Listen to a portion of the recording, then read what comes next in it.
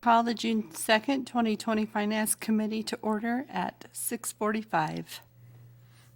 Number 1 on the agenda, consideration of claims. Chair would entertain a motion for the approval of the claims. Your Honor, I would make a motion for the consideration of claims to be paid in the amount of $355,641.75, manual checks in the amount of $22.94, payroll and liabilities in the amount of $451,859.09, for a total of $807,523.78. Do we have a second? Oh, thank you. Any amendments or discussions on the claims? I have none, Your Honor. Mr. Larson? Only one. Kyle, on the water testing that I see for about $9,000, Energy somebody, is that a local firm? Your Honor, I'll have to look into that and get back to you. Do you have We the? do have a local firm on Prison Farm Road that does that, and are EPA approved. Your Honor, Energy Labs is out of Woburn, Massachusetts, and we do utilize the services of SPL also locally here in town. We use both of them. But since you answered the question, they can't do it as timely going back to Massachusetts as here. Chain of custody, second thing, chain of custody, they would be sampling and have a better versus our chain of custody would be, we would be sampling, we would certify, and then we would be subject. So I would suggest that we look into primarily local. Thank you. All in favor, say aye. Aye. Aye. All opposed? Well, no opposed. Motion passed. Is there anything additional that the committee needs to review or discuss? And then, You have anything? We have nothing, Your Honor. Thank you. There being no other business to come before the committee, I adjourn the Finance Committee at 6:47.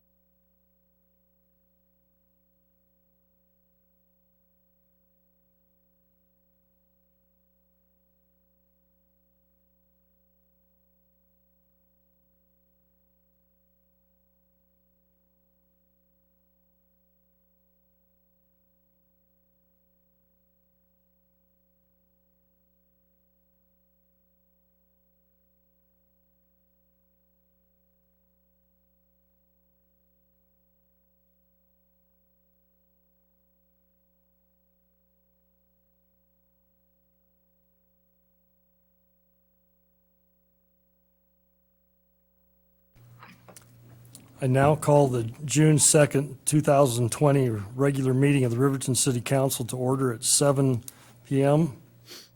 Councilman Bailey will give us a pledge of allegiance, and I'll lead us in invocation.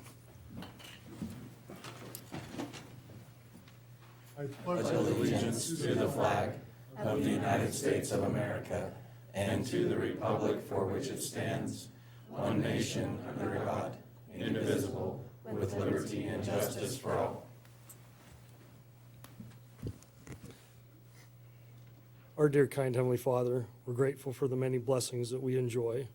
We're grateful for this great land that we live in. And we ask Thee to be with those of us that we might be more peaceful, that we might be more caring, that we might understand the rule of law, and that we'll do our very best to work with one another and to make things better. We're grateful for the opportunity to have the many rights that we do in this land, and we recognize Thy hand in that pursuit.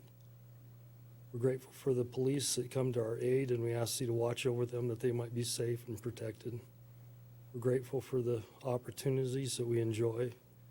We're grateful for the opportunity to sit on this council and ask Thy wisdom to be with us that we might make wise choices. We ask for these many favors and blessings, and we do it in the name of Jesus Christ. Amen. Amen.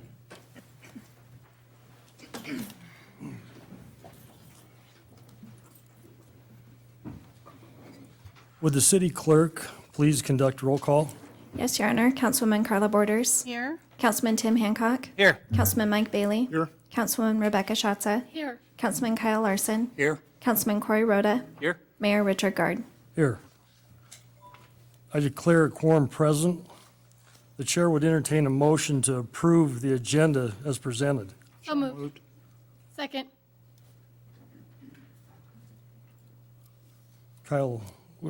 Councilman Larson has the motion, and Councilwoman Schatz has a second.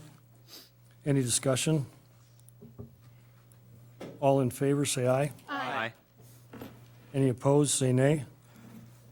The motion passes. Communication from the floor, citizens' comments. Anyone in the audience wishing to address the council regarding an item that is scheduled for a public hearing will be given the opportunity to speak during that public hearing. Anyone wishing to address the council on other items may speak now.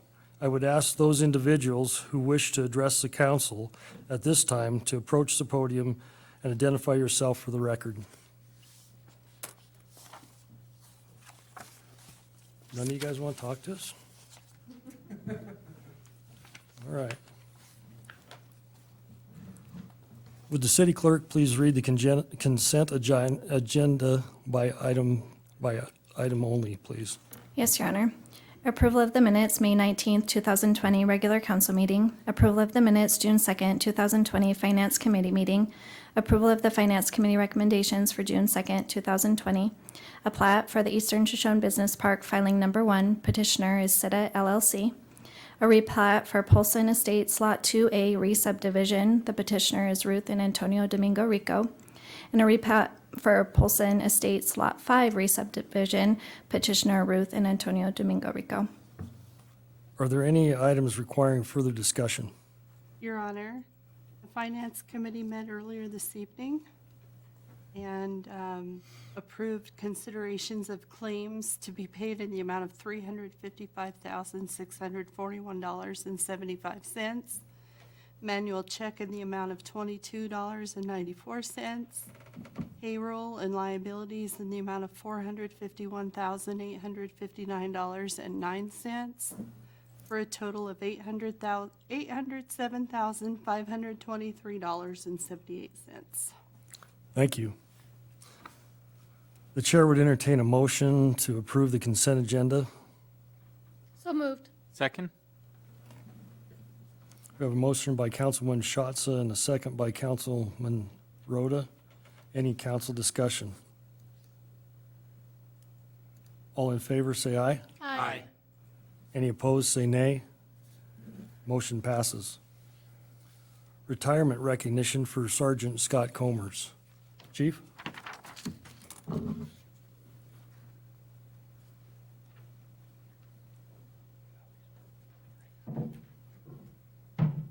Your Honor, thank you very much. Yes. As everybody knows, I get very emotional. I'm going to try very hard not to start crying during this procedure. See how it works out. So Scott, come on up. So I'm just going to keep this very professional. Me and Scott are best friends, and I'm already starting. So Sergeant KOMRS started with the Fremont County Sheriff's Office in 1990. Started with the Riverton Police Department in 1999. And please correct me if I'm wrong on any of this. He was a canine officer, field training officer.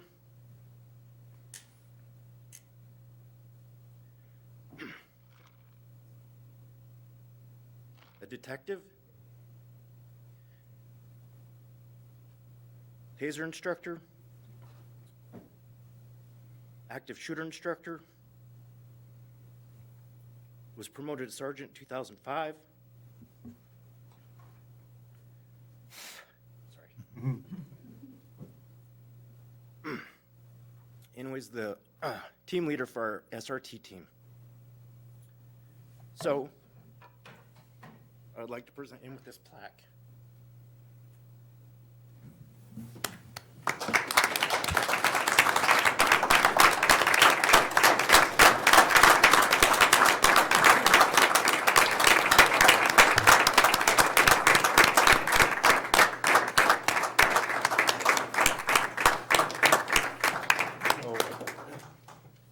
Mayor, okay, I'm done with my sob story.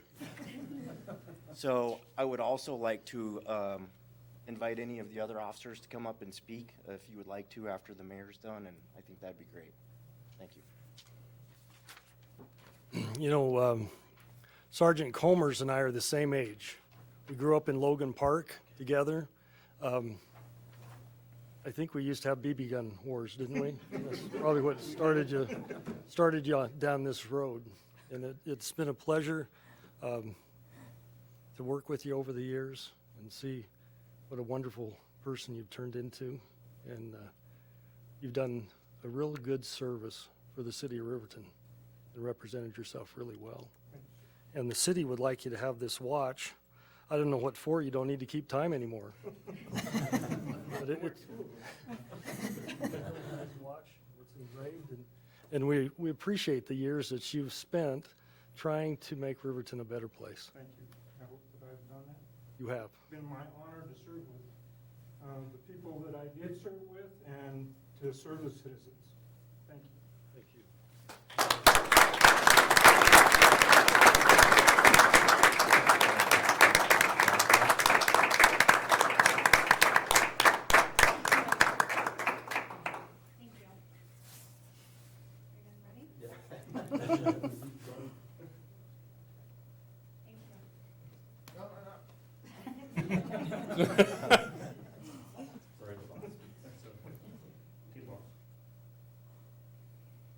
Are we just going to have everybody from the audience one by one come over?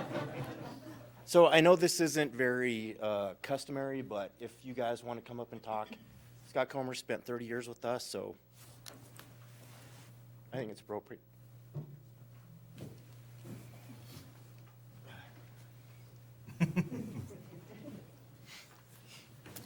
I'm probably going to be in the same position. My name is Charlie Marshall. I'm a sergeant with Riverton PD. I started my career in 1995. I knew Scott. His parents have a house right behind my parents, and so I know who Scott was. When he transferred over to the sheriff's office, or from the sheriff's office, I was a training officer, and I had 4 years of experience on, and I got to train Scott KOMRS. I think he trained me.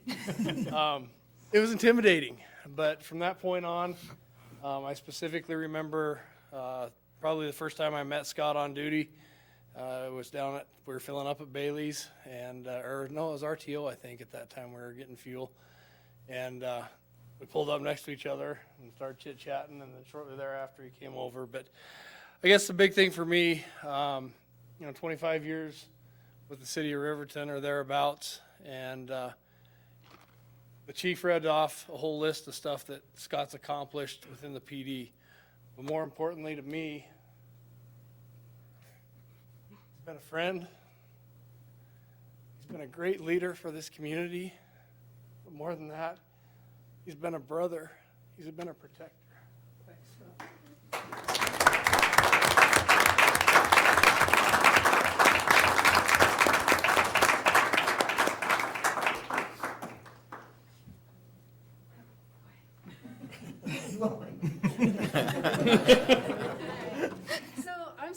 Filer.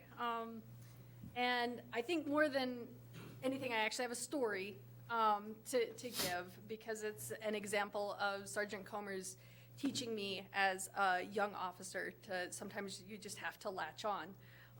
And the result of it was me getting a nickname, the Honey Badger. But this sort of originated right after Sergeant Sullivan and Sergeant Nation and I came off of FTO. We got to a call for a disturbance, and there was this woman screaming in a basement sort of entrance to an apartment, and she's screaming at Sergeant KOMRS when I get there that he can't touch her, and she's a female, and only female officers can touch her. And so he just grabs her, tosses her up the stairs, and says, "There you go." So thank you, Sergeant, for fostering that Honey Badger attitude.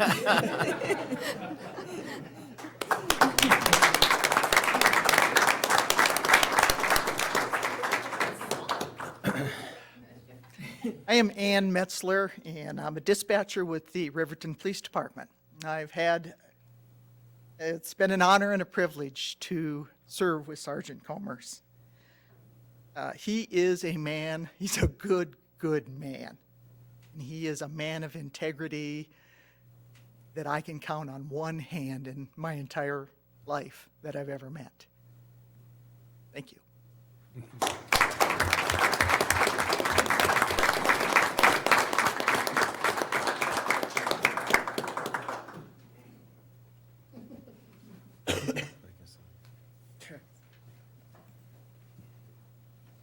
Hello, I'm Milan Vinich with Airport Operations, and I retired from the police department active duty about 12 years ago. I put in 20 years with the police department.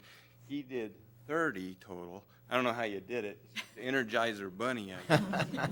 But, you know, when Scott came to work for Riverton PD, I've known Scott since he started law enforcement in 1990. That's when I started at Riverton PD, and he was with the sheriff's office.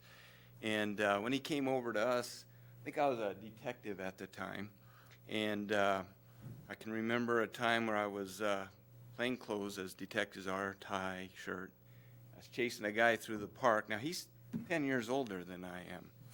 And I'm chasing a guy through the park, and I just put my hands on my knees, and I just can't go anymore. And he just keeps on going.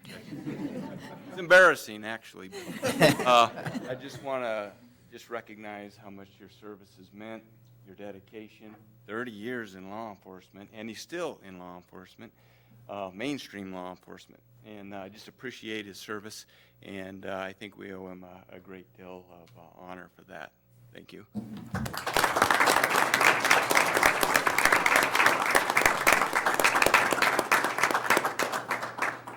not going up there. Thanks, Scott.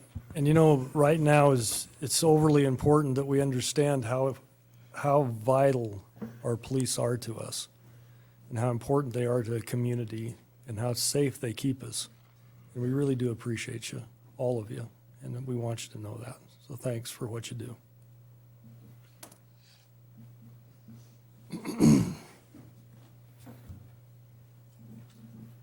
Consideration of the Wind River Visitors Council fiscal year 2021 budget. The chair would entertain a motion to take the proposal 2021 Wind River Visitors Council budget plan from the table. So moved. Second. Councilman Bailey has a motion, and Councilwoman Borders has a second. Any discussion? All in favor, say aye. Aye. Any opposed, say nay. Motion passes. The chair would entertain a motion to approve the Wind River Visitors Council fiscal years 2021 budget plan.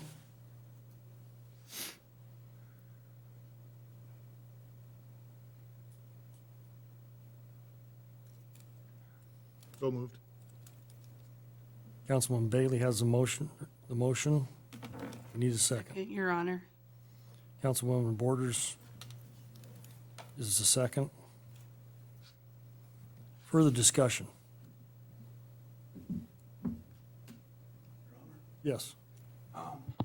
After review of that, I see that we were dropped to $7,000 contributing from that. I'm wondering how that was arrived at. Ryan's taking the podium. Ryan, could you help us with that? I sure can. Councilman, Mayor, you know, this is, I don't know how you follow up with what just went happened here. Seriously. I mean, you know, my crazy is better than, you know, Eric's Taekwondo, but not his wife's. The decision to do what we did with the FAST budget and the $20,000 that we have allocated was, you know, I've been in this industry for 21 years. Started my career as a hotel general manager at 20 years old in 1999. This is something I've never seen before in my life, probably never will again, and something that none of us have ever seen before. You know, some of the documents that I submitted to Kristen and then MJ with the Wind River Visitors Council submitted to Megan yesterday kind of delineate exactly what is happening in the hospitality industry. You know, January and February were looking to be banner years for us. You know, we were at least 5 to 10% up every month, and we were making money hand over fist. March came around, and I was in Michigan helping another property, and the president shut down the country, and I was wondering how I'm going to get home to Riverton to run my own hotel and take care of what I got to take care of here. Got home and immediately laid off 20 different employees the day I landed from a hotel. Probably the saddest day I've ever had to go through. Never had to lay off an employee in my life. And we're not looking any better. The Wind River Visitors Council is supported by the hotel tax. Every hotel in Fremont County has been impacted by this, some greater than mine. I submitted what is called a STAR report, which is basically an analytics company that compiles data from every hotel in Fremont County and compares my hotel to those hotels. The month of April, we ended the month at 19% occupancy. Fremont County as a whole ended the month at less than 15%. To give you real statistics, that is $44,000 at one hotel. That doesn't even pay the mortgage payment on a building. Wind River Visitors Council is 100% supported by that tax that we collect, the 4%. And, you know, we're looking to be anywhere between 58% down for the year. And in 2021, we're forecasting to be 48% up compared to what we did this year. That roughly equates to about $1.3 million at one hotel for this year alone. We're forecasting to be at about $483,000. That, I believe, is very, very conservative. I think we're going to end up less than that. Unfortunately, the Wind River Visitors Council is 100% contract, except for one expenditure, which is discretionary. And that discretionary expenditure is FAST. We're not contractually obligated. We are not obligated to do that. We do that because we believe in air service. We support air service, and we understand the importance of air service into our community and what it presents. But at the end of the day, what is going to build the best economy for Riverton, Wyoming? Less than 10% of hotel occupancy throughout the county is supported by air service. Everything else is either traffic by car, people day traveling, and that's what puts heads in the beds, people that are at a dinner table in our restaurants. And, you know, that's our main focus, is to create tourism into Fremont County that builds upon the tax dollars that come back to us. Originally, we took it down to $0. I can honestly tell you that it was a very interesting conversation, to say the least, to get it to where it is today at $7,000, considering that we don't know how we're going to pay it. We're $35,000 in the hole based on a $483,000 budget that we're presenting. Now, we're doing that because we have postponed contracts We're not paying contracts, and we're delaying them until the 2021 budget just to be able to pay our bills. So I hope that kind of answers your questions, and if you have any questions, I'll be happy to answer them.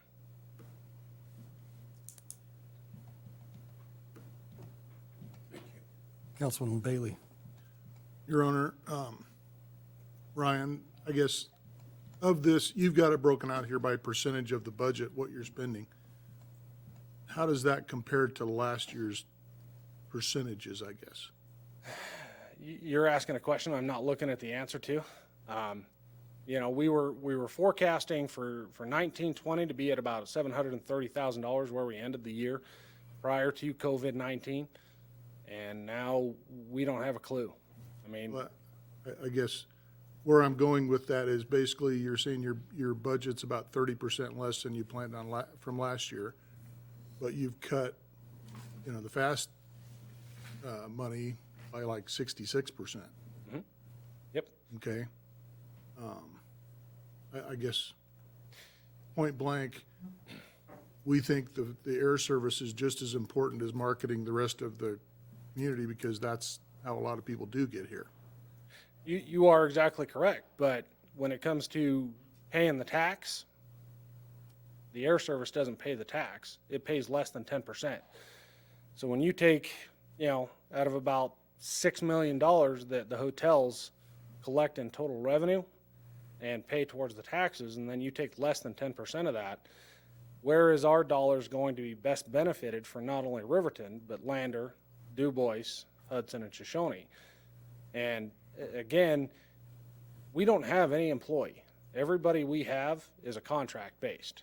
So 2.5 years ago, roughly 2.5 years ago, well, 2 years ago actually, we signed into contract with Paula McCormick and McCormick Marketing to not only be our marketing company, but also our executive director. Now, in November of this last year, me and Paula entered into conversation about hiring our own employee and what that would look like. And as of Monday, we just finished interviewing 5 different candidates from across the state and actually across the country that we're considering to hire. If this employee would have been on board 2 years ago, FAST would probably have its $20,000 because we could cut cost and we could find the money. But when you're looking at a contract of over $400,000 that we're obligated to pay, no matter what we do, where are you going to find the money?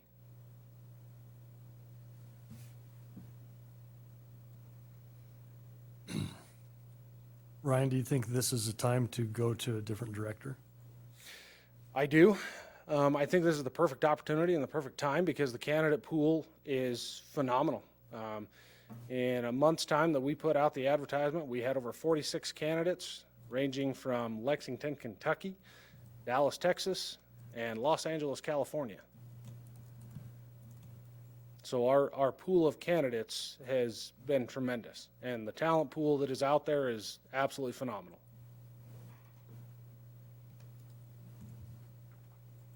I guess that's my concern is, is it the right timing, and is this the time to bring that person on? Do you think you can successfully keep that person? We do. Part of the negotiations that we've had with Paula McCormick was that, you know, when we entered into this and when we start this process, that if we hire this candidate, that her contract that we are currently paying and under obligation to pay her would be renegotiated to offset any of the cost of labor that we would now pay this person. And we're under contract with Paula for over 1.5 years, to where that individual is going to be able to learn from her, get her experience, understand exactly what the Wind River Visitors Council is all about, and how the job needs to be done.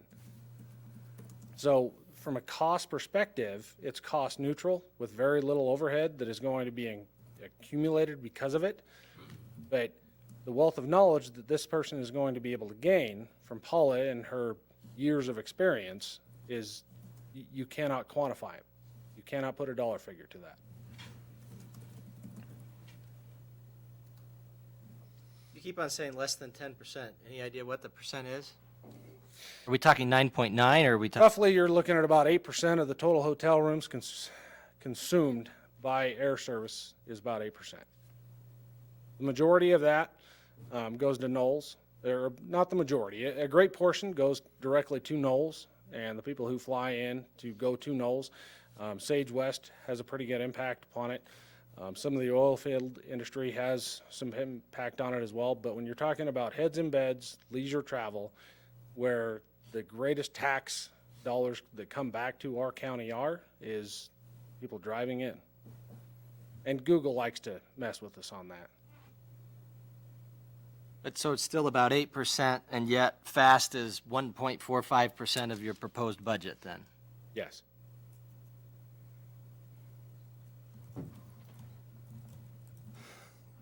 Ryan, I guess where our problem lies is that I would tell you that, and we're facing this everywhere that we look at the airport. We are on the edge, and it doesn't appear to me to be the time to cut the airport funding. We were all but over the hurdle, and actually we were over the hurdle. And then this virus got us, and we're starting to put butts back in the seats, but not at the pace we'd like it to happen. But we need those advertising dollars. Can you give us any promise to what we can do if our budgets come out better than? And I think what Councilman Bailey's thought is that the reduction is 30%, but you're putting a 66% cut on the Riverton Airport, which, if we don't hold our airport, we are going to look, and I don't want to call names, but I would like to point to communities that have lost their air service in Wyoming, and we don't want to look like that 10 years from now. Here's the 100% commitment that I can make, and this is across the board with every board member that sits on the WRVC, is, right now we don't know where we're going to find the money. I mean, we have to make up a $35,000 deficit, and, me at the hotel, I probably have to make up about a $200,000 deficit just to cover the cost to keep the doors open, and the city does the same thing. But here's what I do know, is if we come in at a $500,000 budget, FAST is going to get more money. We're going to dedicate more money. But when we're looking at a $35,000 deficit, we have no idea how we're going to even cover that cost except for delaying more contracts and hope somebody doesn't call us and say, you signed this contract, you have to pay this bill to be able to pay FAST. I mean, that's our dilemma. But everybody on the board has already committed to is if we make more money than what I'm forecasting, and trust me, I'm the only one in the hotel industry that lives and breathes this every single day to what we're going through. And that if we get more money, and I'm wrong, and I hope to God I am wrong, FAST will get more money. But it's hard to commit, $10,000, $15,000, or even $20,000 when that $483,000 that we're saying we're going to get in revenues is probably going to be less than that. I mean, give you an example. I mean, you look at the STAR report that I have sent you that is real life numbers that only this committee will ever see, I hope, unless somebody decides to share it with everybody else. Those are numbers directly from my hotel, which are confidential numbers. But I shared them just so you guys can understand, what that hotel goes through and what this county is going through, because that's not just Riverton hotels, that is Lander hotels. And when a county is running 15% occupancy, I mean, you could close 5 hotels in Riverton and Lander, and you're barely going to crack 30% occupancy after closing 5 hotels.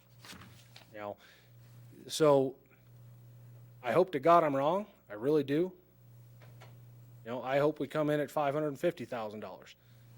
But the reality is that we're probably going to come in less than that. But I guarantee you one thing, If we make $500,000, you guys will get $10,000 to spend on advertising. If we make $550,000, you'll get $12,000 or $13,000. I mean, I'm not the entire board of directors. I'm just one person, but everybody is committed to making sure that if we make more money, you get more money. I don't want to dominate this conversation, but I think that's where we're at, and I appreciate the position that you're in. You got to appreciate where we're sitting, and we sometimes feel like the cash cow of Fremont County, and we need to make sure that those industries that we have in place work their best to help us fund what we need to fund. And the airport is a real essential to us. We've struggled hard for 8 years, and if it wasn't for that FAST committee, we probably wouldn't have an airport. Yep. And so they, at times, that looks like it's maybe an iffy spend, but the state of Wyoming acknowledges our FAST group and wants their opinion when it comes down to the rocks. When it gets hard pushing, that's who they question. And so we are at that point, and we need to encourage all Fremont County to hold as tight as we can and keep that facility operating. Maybe we don't use it. There's lots of us that don't fly. It's kind of like there's lots of us that don't buy beds in Fremont County. But that's not the conversation. The conversation is, how do we keep Riverton and Fremont County being a vibrant community that people want to come to and use?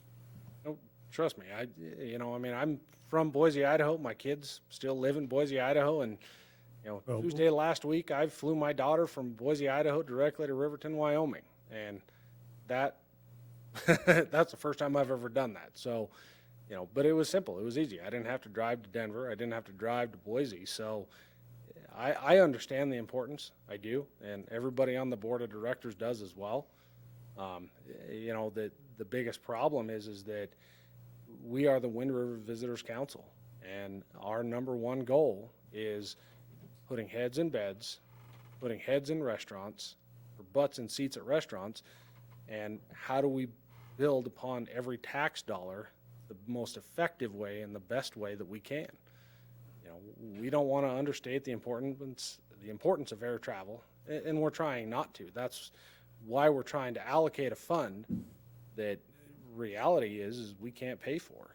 We don't know how we're going to pay for it. We're going to find a way to pay for it. But it's what is the best way to reinvigorate our economy?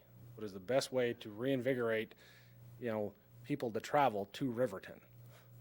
And unfortunately, we're not Denver. We're not major. We're better than Denver. Yeah. I was going to say fortunately. Yeah. Exactly. We're not rioting there. I was even going to forgive you from being from Boise. So, we think this is the heart and soul of the world, but we understand that. So and I think we can take your word on the fact that if we can, and see right here, we're at the point where we're trying to keep the balloon rally going. We're trying to keep all of these balls in the air, and we realize how important they are, and we just don't want to cancel and continue to keep losing revenue, and we need to pick up the ball and push forward and make sure those things are successful. So if you can figure out a way, and we'll help you any way that you can. If you task me to do whatever you need, I'll go do what you need to do. Okay. That FAST committee is important to us, and we need it to keep those planes in the air. Do not disagree with you at all. I just feel like if the original conversation was zero, I just don't see that that's really the case. And that's frustrating to me. I mean, the reality is when you're talking about Riverton or even Fremont County as a destination at all, one of the first things we're going to be saying is getting there by air. We have a great opportunity with air travel right now. Not right this minute, but we certainly started. Yeah. And I think that cutting back from FAST is not the answer. And I might be the only one on the council that'll say it, but I don't see this as the right move at all. I think FAST needs the funds. I think that when it comes down to it, the airport needs it. I just don't think it's a time to be moving towards getting an executive director. And, you know, for what it's worth, I understand the Wind River Visitors Council is, you know, it's joint powers and everything. We're not the only ones that are considering it, but it is the airport that serves Fremont County, and I think when it comes down to it, it needs to have more funding. So, I mean, I know everybody's been kind of dancing around that, and that's okay, but I will say that. Here's my comment to that, Tim, is, you know, every October, I start a process of two different things at the Hampton Inn and Suites. I start with a sales and marketing program to where we delineate line by line every market category, every segment, and where we're at. This is what we did last year. How we're going to get to where we're going to get next year to achieve the goals from a sales starting point. Because you can't relatively budget for a top-line revenue without knowing how you're going to get there. So that's where we start. And what is the best way to get there? What is our best market? What is our best segment? And where are we going to promote the most amount of dollars to that is going to get us to $2.5 million of revenue that we produce here in Fremont County. Now, when I write a budget, I start at zero. Okay, we're at $0 revenue, we're at $0 expense, and here's how we're going to get the revenue side of things where we want to get to, and here's every expense moving up. So you cannot start at $200 million, $2 million, or $5 million of a budget and then back your expenses into it to get to where you want to go. You just can't do that. You start with your fixed expenses. Here's what your fixed expense is. Here's what your discretionary expenses are. And that's where you start the line item. So when we started the budget, we started at zero.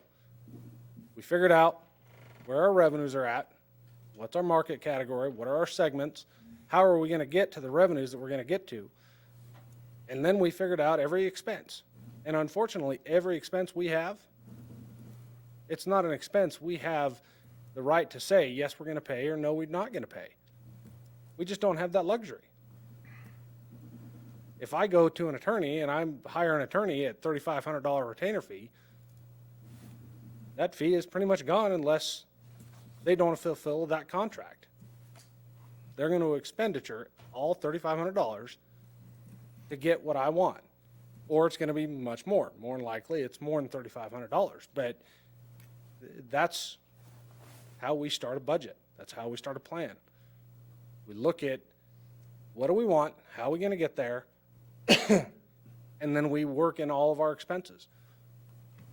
Because if you're budgeting $2.5 million of top-line revenue, you know exactly how you're going to get $2.5 million in revenue.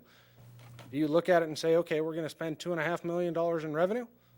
Or do you look at it and say, no, we're going to budget ourselves to get a $500,000 paycheck because we're the owners, and that's what we want, unless we have a bank. I mean, I look at the WRVC just like I look at the hotel. It's a company. Granted, our bylaws state we cannot make a profit. We definitely don't want to show a loss, but we're showing a loss. And Ryan, I don't think it's as simple as just saying that that's one of our problems in life is we live on a credit card. And I don't believe that we should do that. But with that said, I think you know what we're trying to get across to you. If you don't have it, you can't spend it. Yeah. And if you do have it, we need it to go back to FAST. And like I said earlier, I mean, every person on the board of directors is 100% committed to where if we make more money, FAST will get more money. Nobody has disagreed with that. Nobody has said they don't believe in that. It's just everybody is at the standpoint, where are you going to get it? I mean, it sucks to say this, but at the end of the day, it's, you know, if we don't have the money to pay it, we can't pay it. But at the end of the day, I mean, if you don't approve our budget, we can't spend a dime. There's nothing we can do. You know, and I mean, without that money, there goes everything. You know, I mean, we're trying to do the best we can with the money that we think we have, and think is a very relative term, because we don't know. You know, but I guarantee you, and I give you my word, that if we make $500,000, FAST will get more money. If we make $525,000, FAST will get more money. Well, I think it needs to be pointed out also that this is a volunteer group of people that are handling this. Volunteers are a very thankless job, just And so it doesn't go past us without the appreciation. That's why our committees are so good. That's why our force team does what they do. And we appreciate the work, but we do want you to know that we don't want to take the speed off of FAST. They're doing their job, and everything that you can get us, we need you to go back and fight for those funds and try to fund those guys if you can. You know, and mayor, council members, you know, like I said, I mean, this has been one of the most trying times from not only the hotel standpoint, but also being on a board of directors trying to find out where we're going to pay for something. How are we going to pay for something? And I've never had so many arguments in my life, you know, about trying to write a budget for the council. You know, I mean, and we're about to enter into the same thing for the Chamber of Commerce. It's, you know, we don't know where we're going to get money. We don't know how we're going to have money, but we got to find it somehow. And it's, you know, everybody putting their heads together to do the best thing that we possibly can. Thank you, Mr. Mayor. City council members, my name is Owen Sweeney. I'm the director of the Lander Chamber of Commerce, also a relatively new member of the Wind River Visitors Council. As you may know, the director of the Chamber at Lander is appointed by the city to sit on the board. And what I'm hearing, let me say, first of all, I was first recruited to Wyoming several years ago to recruit people to Wyoming. And I was flying all over the country. So if there's anybody who personally knows how beneficial air service is, it is me. Because right when I moved here was when everything fell apart, and I was driving to Salt Lake City or Denver to go recruit people from all over the country. And I also lost a major recruiting tool in trying to recruit students to Wyoming Catholic College when they were here. So I'll say that first. So I'm intimately familiar with how important it is. And I also have a daughter who goes to college in Southern California. And when I found out we were going to get United from LA to Denver to Riverton, no one was jumping up higher than me and my wife back there. So we were very thrilled about that. So I am intimately and personally very much supportive of the airport. But when we were discussing where we were going to make these cuts, this issue, of course, came up. And we knew we were likely going to be in this position that we're standing in right now. And what I would say is the best way for us to help you get more money out of the get more lodging tax, collections, we looked at, okay, what are we getting from the tourism industry? What are we seeing out there in terms of polling and asking people, how are you going to start traveling right now? If you have the freedom finally to move about the country, how are you going to travel? Overwhelmingly, in my car, in my RV. Air traffic was way down. You yourself, City Councilman Hancock mentioned that right now, air service is not a viable option for most people. And so we thought, well, what should we do? Should we put our money towards trying to convince people to do something they've already told they're not going to do? Or should we put money towards encouraging people to come here in their cars, in their RVs, in their campers, where they feel safe, they can control their own environment? That may be the best way we think we can generate more revenue from getting the heads in the beds and the butts in the seats in the restaurants. That's the way we think we can best help you get the revenue you need to help us, then turn around. And as Ryan said, I'm Brian this morning. Yeah. My name was wrongly put on the agenda in Riverton, in Lander. But anyway, I can say as a member of the board, I totally agree with everything he said. We are committed. If we get more revenue, you will get more revenue for FAST. Any questions? Mayor, I just have one. So You've made mention several times about how you're not sure how you would even pay this. And my question is, how do we anticipate being able to keep an executive director on staff if you're worried about just something as little as the 7,000? So like I said earlier, the greater majority to cover that $35,000 has been through delayed contracts. Wyoming Office of Tourism is one of them. Miles Media is another one that we have contracts with and that we have agreements in place with. Everybody is delaying advertising to promote tourism to Wyoming as a whole. And so because of delayed contracts and postponed commitments, we're carrying over that $35,000 through delayed contracts. So we'll be able to pay it. And then again, to cover the cost of an executive director, once we hire this individual, is going to be paid for through contract cuts that have already been negotiated with Paul McCormick and McCormick Marketing. Thank you.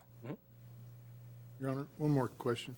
So you keep saying these contracts. So how far out are these contracts that you have, I assume, for advertising and promotion? I will turn that over to Paul McCormick. Thank you, Mr. Chairman. I mean, to answer that question, and then I'd like to back up a little bit, is that some of the contracts that we've signed are a good year out. I mean, that's just what you do to negotiate lower prices when you are working with some of these firms with Wyoming Office of Tourism for co-op programs, where they'll match 50% of some of these costs. So you negotiate some of these deals, and so some of the stuff we're working into a year out, whether it's social media or buying Google AdWords or something like that. And that's where you get the best price and you get the best co-op matches with the Wyoming Office of Tourism. So we've done that. And I wanted to back up a little bit just to make a point. One is that I have been on more webinars in these last 3 months than anybody would ever want to be in. But these are with international, national, and state experts in tourism. And there isn't one webinar that I've been to, whether it's TripAdvisor or the Wyoming Office of Tourism or anything else, that has said that right now you put your money into attracting incoming leisure travelers. And that's what this FAST money is for. It is not to support us flying out as Fremont County residents. It is to attract incoming leisure travelers.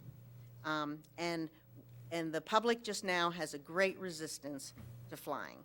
So what we did is, the reason that we have this budget the way it is that if you took $20,000 right now, which had been the FAST money, and you put that into a co-op with Wyoming Office of Tourism for Google AdWords, you could buy 80,000 clicks to the Wind River Visitors Council website to promote Lander, Riverton, Shoshone, Hudson, and traveling here. And they're probably going to drive for at least the next 6 months. So that is why, to me, the marketing budget is the way it is that you have to know the market, you have to know the consumer, you have to know where you're going to invest the money.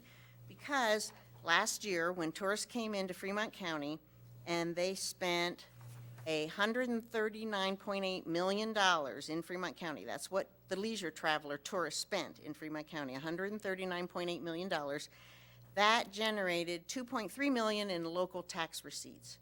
And that's what the cities run on, a lot of that. So, the sales tax and all of that. So our job, to me, is, in the marketing aspect, is to make sure that we are trying to spend the money now to how fast can we generate some income to some of our starving businesses. They are starving. And so we looked at that, and I have been immersed in as much information as I can from the experts that I can access. And that's where we came up with where to spend the money now. So the $7,000 that I believe that the board made was because we do recognize the value of incoming leisure, but that is not who's going to bring in the money now that's going to help our starving businesses. So did I answer that question? Thank you. That's from a marketing point of view, not a board point of view.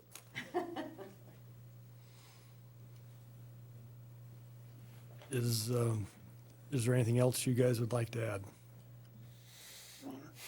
Yes. I hope that the advice that you're buying and the thousands of webinars that you've been to are certainly better than the medical advice that we have had for the last 4 months. Because the medical advice that we've had for the last 4 months, as much as we've paid for it, isn't worth a lot. You know, it's, on that note, Kyle, I sit on the board of directors for the Wyoming Lodging and Restaurant Association, and, you know, Chris Brown, the executive director for the WLRA, put it best, that, you know, this is nothing more than a bunch of BS without the, you know, initials.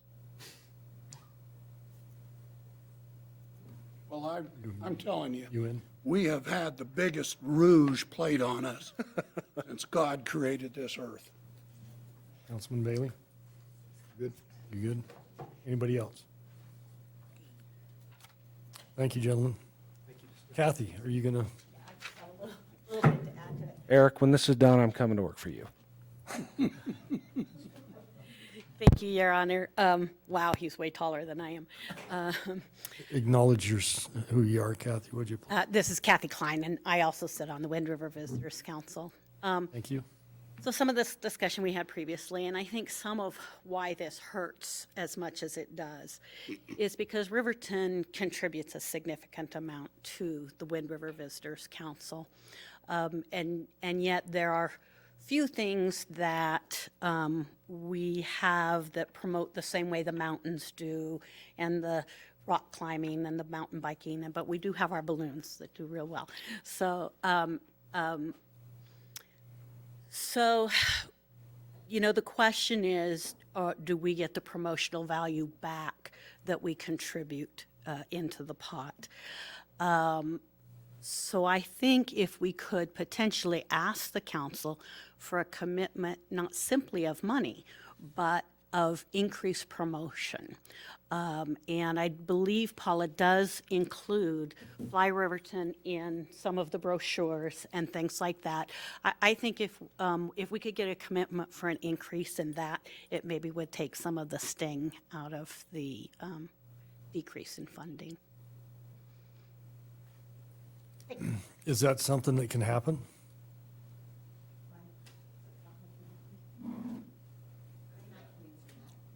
Go for it. I'm working on the, thank you, Mr. Chairman. I'm working on the marketing plan, of course, right now for the next fiscal year, starting in July 1, and I wish I knew. Could you acknowledge your? Yes, I'm sorry, Paula McCormick, Wind River Visitors Council. And I'm working on the marketing plan now that starts July 1. And we do put Fly Riverton into all of our brochures. It's on our website.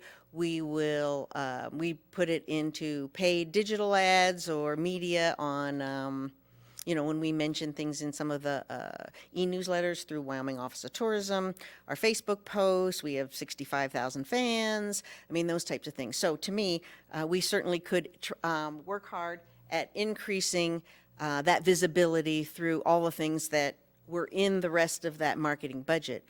We are out there promoting every community, every business that we can, everyone that we know that we can find that is related to tourism. So we certainly can add that and try to make a bump on that with the money that we do spend in a lot of our campaigns. Thank you. We appreciate that.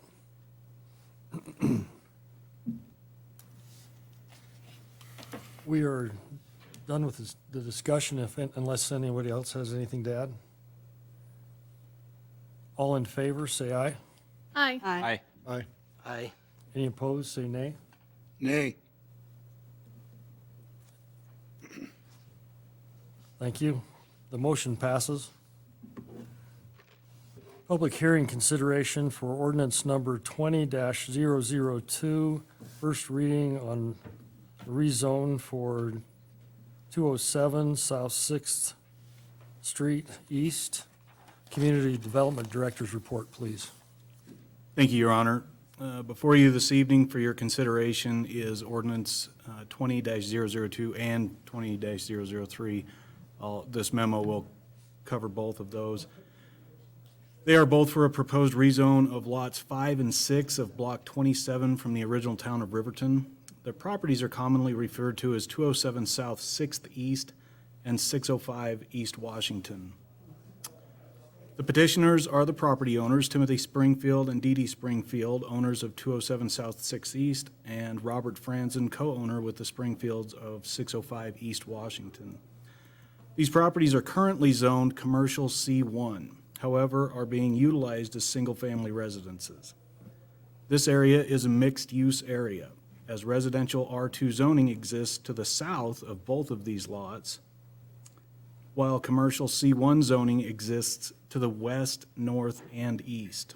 Normally, this would not be an issue, as residential uses are allowed in commercial zoning, a higher restricted use within a lower restricted zoning district. However, lending practices have tightened in recent years, specifically those funding avenues available through the USDA.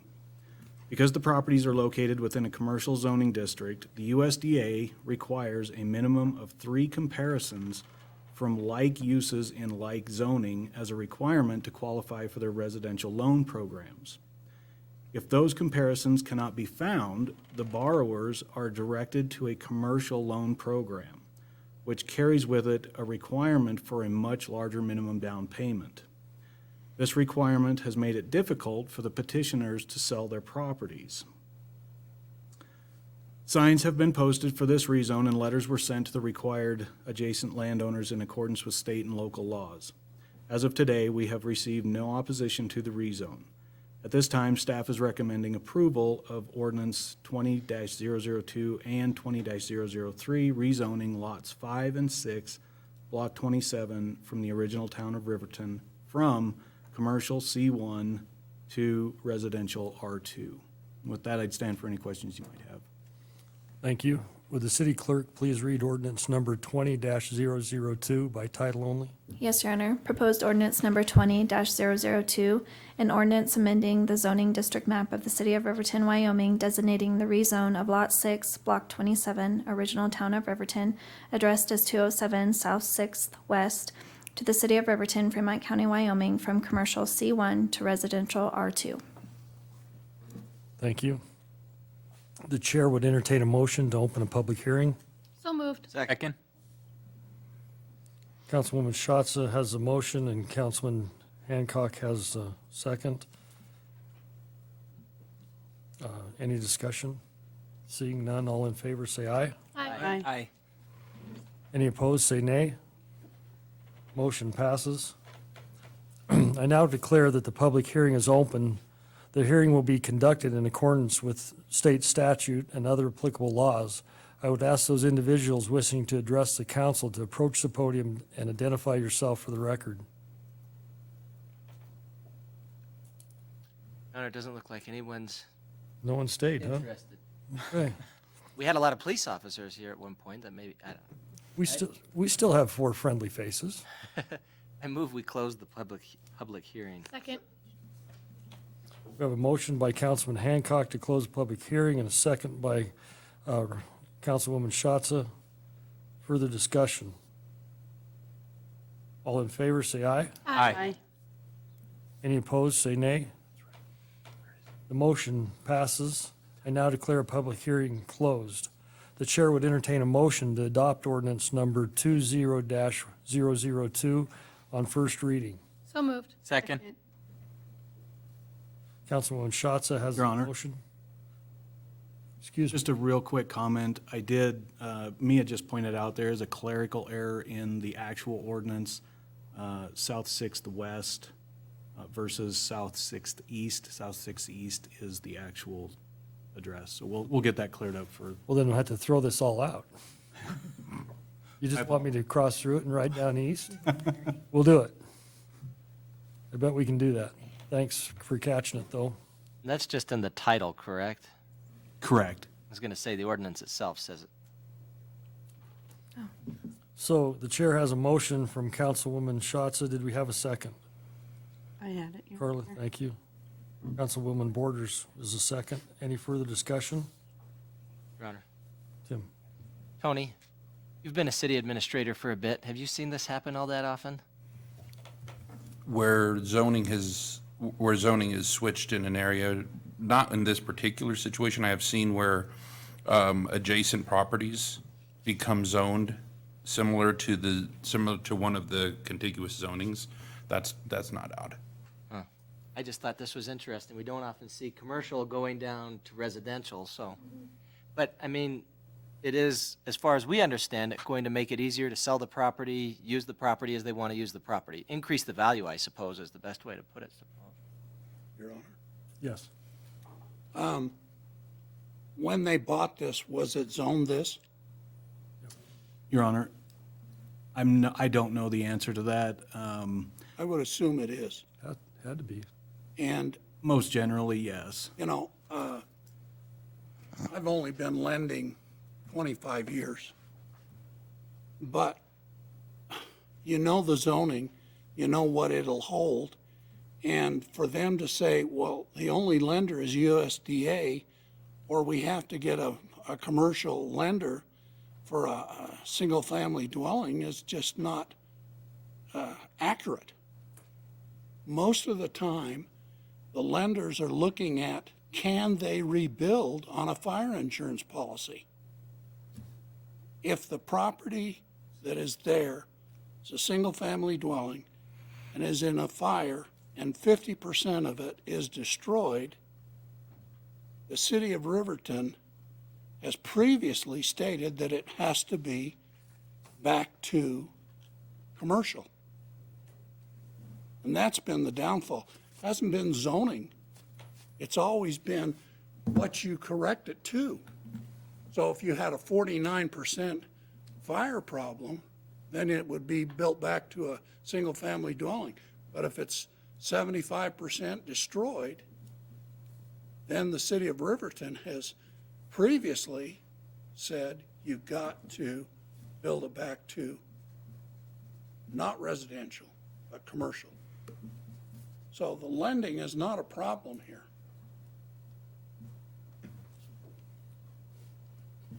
I don't know that the lending, it may be a good excuse, but whenever you're moving a zoning forward that is less egregious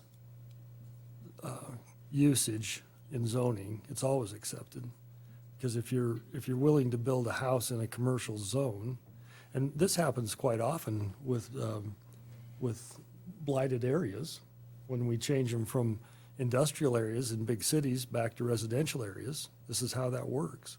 That's correct. And so it isn't out of the normal. What it is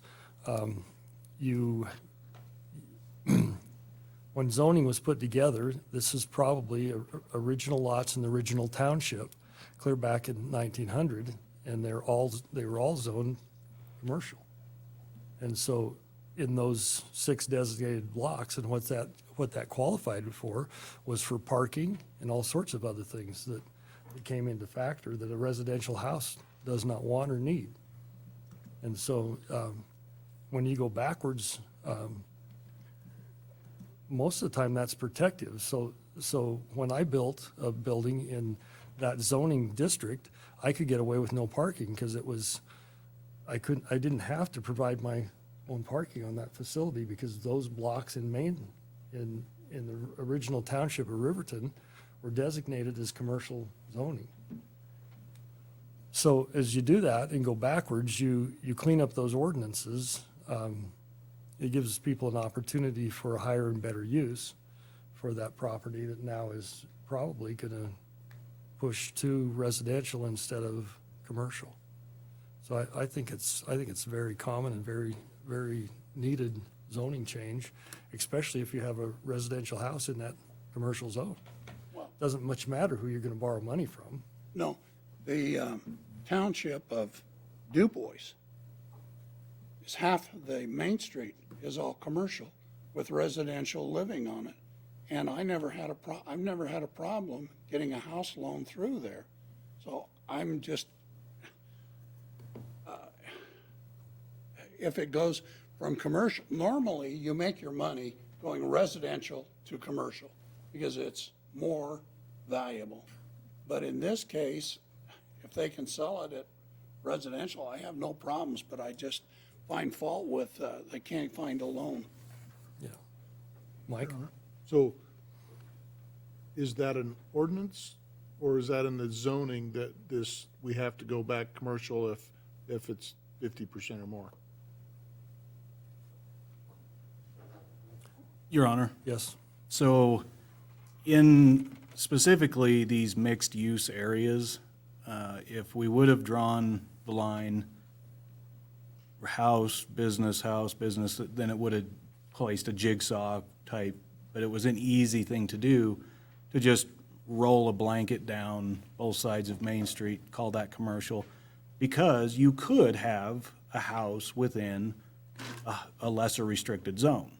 So a residence inside commercial zoning. You can't go the other way. You can't put the commercial inside the residential zoning. So for years and years and years, that was just fine. And I wish that the Realtor that was representing the sellers was here. That this is a lot of information that was based on his commentary. These new lending practices that require the 3 comparisons of homes sold, so it would need to be a comparison that was a residence in a commercial zone that was sold as a residence. We simply don't have those in Riverton, or very few. So in lieu of that, that's what's kicking them into the requirement to get a commercial type loan, which then requires the much larger down payment. And according to the Realtor that was representing them, this has all been within the last several months. That Your Honor, I understand that. My question is that true that if that house burned down over 50%, you'd have to go back commercial, or is it still okay to put residential in a commercial zone? Your Honor, off the cuff, I would say that if the use was originally residential, that it would be allowed to go back as residential. Now, if the insurance company was to get involved, I couldn't speak to that, but as far as our zoning requirements, whatever use it was prior to the fire would be allowed post-fire. Right, okay. And so if I owned a bare commercial lot, I could build a residence on it if I wanted? Correct. Okay. If you were dumb enough, you could. Well, assuming the bank will loan me the money and assuming. Yeah. Well, and see, that's the problem here, is if you had the money to build it, you don't need the bank. Right. But when you need the bank has stringent requirements for those appraisals, and we can't find those comparables for the appraisals to work. So the loans go back to shorter terms and higher down payments, which makes it difficult for somebody to sell their property. And original township, there's a lot of things that are changed.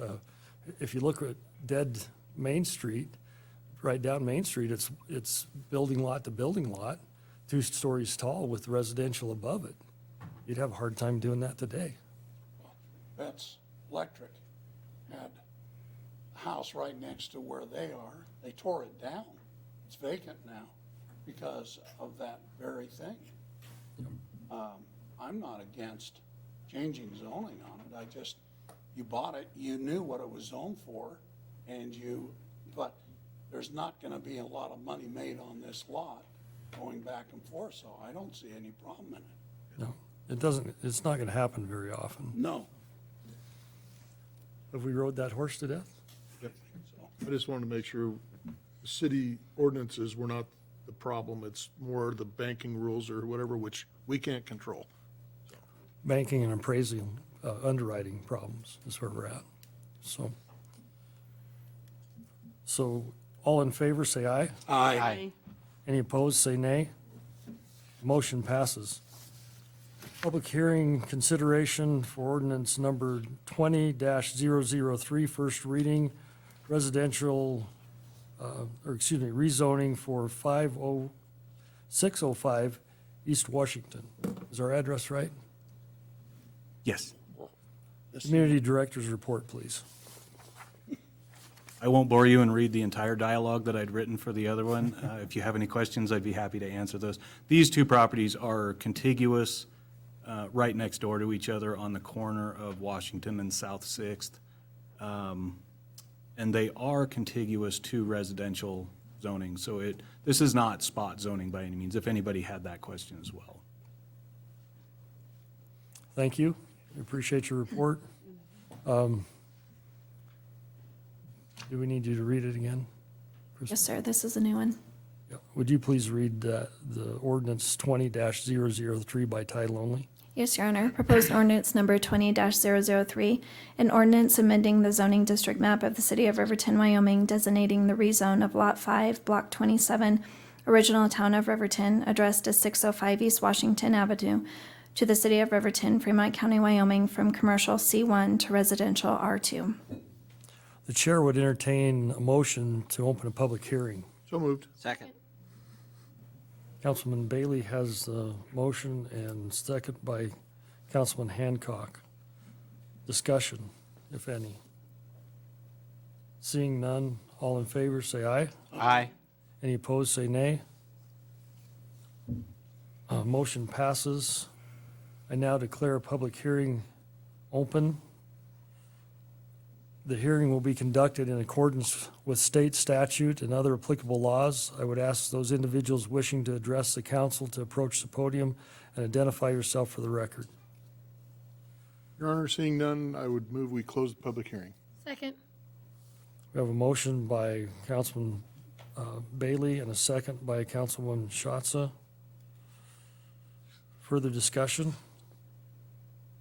Seeing none, all in favor say aye. Aye. Any opposed, say nay. The motion passed. The chair would entertain a motion to adopt ordinance number 20-003 on first reading. So moved. Second. Councilman Member Larson has the motion, and Councilman Bailey has the second. Discussion? Seeing none, all in favor say aye. Aye. Any opposed, say nay. Motion passes. Public hearing and consideration of sale of property for economic development on 3550 Chandelle Boulevard. City Administrator's report, please. Thank you, Your Honor. Mayor, Council, you have before you tonight a proposal to buy property commonly listed as 3550 Chandelle Boulevard and particularly described as Lot 8 Wind River Air Park, filing number 1. This property, as you remember, is part of the airport property the council considered putting prices on, and I believe it was February of this year, and we did set those prices. Since that time, we have received one offer, which is the one you have before you. The estimates to the original estimates to those were provided, and realtor's estimate of cost or opinion of cost is also provided as per statute. The item that was, what ended up happening was we received an offer, which you have been, that is in your packet, that is in your packet. And you have essentially two options per state statute on how to sell a piece of property. One is to, even in the current scenario, to advertise 3 times and offer for general, and accept general bids. The other is if an item is before you that is an economic development item, the building of a business, the development of business, jobs, et cetera, that you would generally consider economic development. Council may sell the property after advertising, again, 3 weeks, without accepting bids. You'll remember that in a previous administrator's report, I did mention that we had received an offer for this property. And as such, we were advertising for that through the economic development side of that. So you also have before you a piece of paper that is a letter that denotes the potential use and development of that by the offering party. The offering party is here in the building. Mr. Good is here, as well as our representation. Ivan Judd is here, and you'll remember Ivan, he was before you recently anyway. The item that before you was advertised 3 times. The offering price is $39,000. It was listed at $44,000. As the advertising was listed as with a contingency to revert, which is one of the things you saw in the 422, I think it was 422 East Main property. It was advertised that way. I would point out to council that that is not a legal requirement. It was something that was added to the previous land sale because of its nature. That land sale is different than this one, and the reason for that is that one was not being listed for sale at the time. The city was approached. There was a great deal of discussion, if you remember, about that, and that was one of the items that was added. It is not a requirement of law. We have passed that through the city attorney. So, but if you wish to remove that reversion as it was advertised, you would have to denote that within any approval that you make. So we would need to do that in the motion, not here in the public hearing, correct? Correct, Your Honor. Currently, the offer of $39,000 is below what the setting price was. However, I believe these have been listed for approximately 9 years. Is that about right? I apologize, 11 years. At this point, I'm sorry? He says you're right. 9. Oh, I got to be right. So approximately 9 years, and at this point, we have not received any other offers on these. We have received offers on other pieces of property up there, and we have had many discussions about that. However, with the lack of offers and the current market and the information that you had before you making it the potential for a new business, staff is recommending approval of the offer. If council wishes, as a point of information, council may discuss land sale matters within executive session. However, at this point, we don't have anything specific that is not before you. I would again point out that the offering party is here and can speak about their intended use for it. Okay. The chair would entertain a motion to open public hearing. So moved. Second. Councilman Rhoda has the motion, and second is Councilwoman Schatza. Further discussion? Seeing none, all in favor say aye. Aye. Any opposed, say nay. Motion passes. I now declare that public hearing is open. The hearing will be conducted in accordance with state statute and other applicable laws. I would ask those individuals wishing to address the council to approach the podium and identify yourself for the record. Is there anyone in the audience that wishes to speak?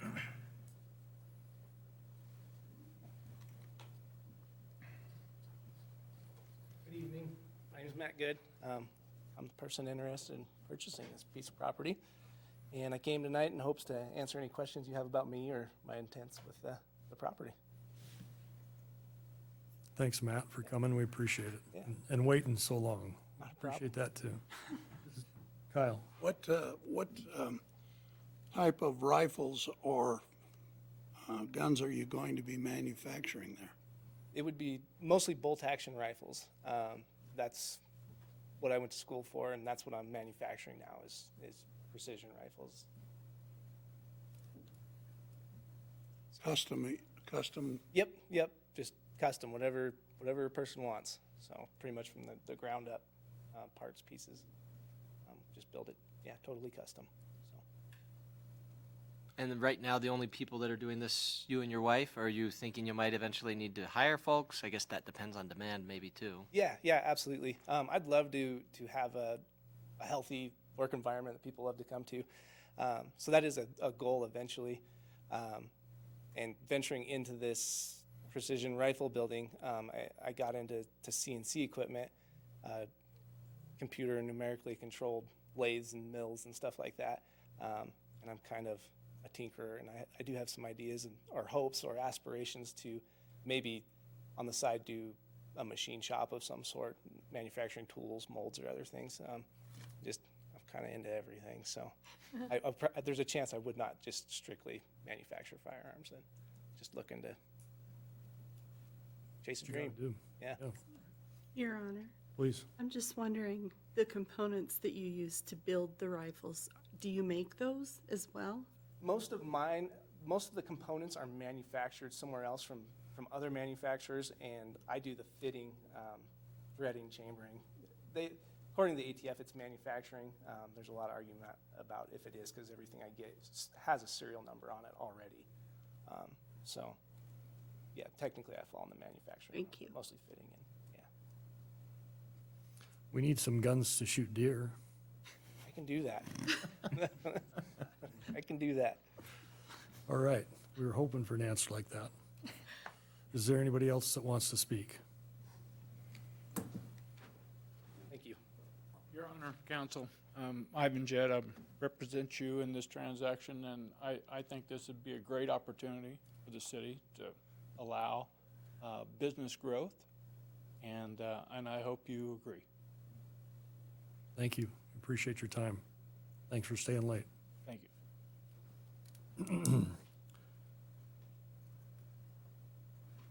There being no others to speak, the chair would entertain a motion to close the hearing. So moved. Second. In sync. Councilwoman Gatsa has the motion and Councilman Bailey has the second. Discussion. All in favor, say aye. Aye. Aye. Any opposed, say nay. The motion passed. I declare the public hearing closed. The chair would entertain a motion to accept the offer from Matt and Kylie? Kaylee. So moved. Good. Second. Well, I gotta finish, I gotta read the whole thing, you guys lose. Read it. I'm trying. Purchase of 3550 Chandelle Boulevard for the city of Riverton in the amount of $35,000 for the purpose of economic development pursuant to the WS 15-1112. Now, That's 39,000. Your Honor, 30, did yeah. you say 35 or 39? everybody heard 35, I think, so I must have said it wrong. I moved 39 the- is what's on my script. I move we accept the offer for 39,000, Thank you. Your Honor. I would second that. Your Honor. Councilman Hancock has the motion, and Councilwoman Borders has the second. Here I was making a little bit of money, that's what happens to a guy. Any further discussion? All in favor? Your Honor, I'm sorry, I apologize. If This is where we need to put that. yes, Your Honor, if you wish to remove the reverter clause to this, this is the time that you would do that. Otherwise, the clause it's been advertised as has it reverting back to the city, if not within a certain amount of time. We don't want that back. Councilman Hancock, would you add that to your? I think that fits. I don't have any problem saying that the motion would be with as a condition that we remove the reverter. I think it was for purchaser to begin construction within 24 months after purchase, or it reverts to the city. So I'd say that friendly amendment to the motion, I guess. Second? So do you want to list those as an amendment? No, that we can consider that the primary amendment, the primary motion, Your Honor. So actually, that would be Carla's second. Is that all right, I'll Carla? second that. Thank you. All in favor, say aye. Aye. Any opposed, say nay. Motion passes. Thank you, guys. Appreciate it. Even though you're going to pay $3,000 more than I wanted, $4,000 more than I wanted. Thanks. And we really do appreciate the economic growth and the possibility of jobs. If we can help, let us know. Okay? Thanks. Item number 14, public hearing for consideration of liquor license transfer of ownership, American Pizza Partnership, LP. City Clerk's report, please. Thank you, Your Honor. Mayor and Council, before you tonight for your consideration is a restaurant liquor license transfer of ownership application submitted by American Pizza Partners LP, doing business as Pizza Hut. The license is currently operated in the name of Snowy Range Pizza Incorporated and is located at 215 North Federal Boulevard. This application is simply paperwork to change the legal entity name, as the location will remain the same. The Wyoming Liquor Division has certified the application is complete, the proper fees have been paid, and proper notice to the public has been advertised. Therefore, based on the information provided through the application process, staff recommends approval of the transfer of ownership application as presented. Thank you. Appreciate that. The chair would entertain a motion to open public hearing. So moved. Second. Councilwoman Borders has the motion and Councilwoman Schatza has the second. Further discussion? Seeing none, all in favor say aye. Aye. Any opposed, say nay. Motion passes. I declare the public hearing open. The public hearing will be conducted in accordance with state statute and other applicable laws. I would ask those individuals wishing to address the council to approach the podium, identify yourself for the record. Seeing none, the chair would make the motion to close public hearing. So moved. Second? Councilwoman Borders has the motion and Councilman Rhoda has the second. Further discussion? All in favor, say aye. Aye. Any opposed, say nay. Motion passed. The chair would entertain a motion to approve the transfer of the ownership restaurant liquor license for American Pizza Partners LP. So moved. Second. We have a motion by Councilman Hancock and a second by Councilwoman Borders. Further discussion? Tim? Is this the same owners, just changing, I guess, the way that they're doing business from a corporation to a partnership? Is that what's going on? Your Honor, yes, that is correct. Cool. It's a wise move, especially Wyoming partnerships. They're the best. Just saying. All in favor, say aye. Aye. Any opposed, say nay. Motion passes. Consideration of phytoremediation contract with Enberg Miller. Public Works Director's report, please. Thank you, Your Honor. This proposal is part of the longstanding effort to remediate the landfill. As a refresher, in 2013, the legislature passed House Bill 65 and enrolled Act 43, which created the landfill remediation program. Under this program, landfills that are identified as having contaminants through leachate that affect groundwater can qualify for 75% reimbursable funding from the state of Wyoming for remediation efforts. The Riverton No. 1 landfill, which is located just east of Smith Road, was identified as number 10 of a list of 112 landfills analyzed by the legislature and the DEQ as part of the landfill remediation program, meaning it was 10 of 112 for contamination. Because it was prioritized so high on the list, the city of Riverton began efforts with Enberg Miller to explore remediation options. Enberg Miller has been retained by the city on 3 occasions. The first was in 2015, and they prepared a preliminary remediation report which provided several options. The second was a number of years later in 2018 to help us determine the level or maybe the extent of the contamination and to further clarify the cells of the landfill. From that 2018 study, an alternative remediation option was found and a more cost-efficient remediation option was found. That is the phytoremediation program that we've discussed. So in 2019, Enberg Miller was retained again to do a feasibility study for phytoremediation to remediate this landfill. This was necessary in order to provide the data to the DEQ and also you as the elected body that phytoremediation would be a way to approach the contaminants in that landfill and appropriately remediate them. After receiving this report from Enberg Miller, staff, Sand Creek Consultants, and the DEQ gathered on May 5th to discuss the phytoremediation option.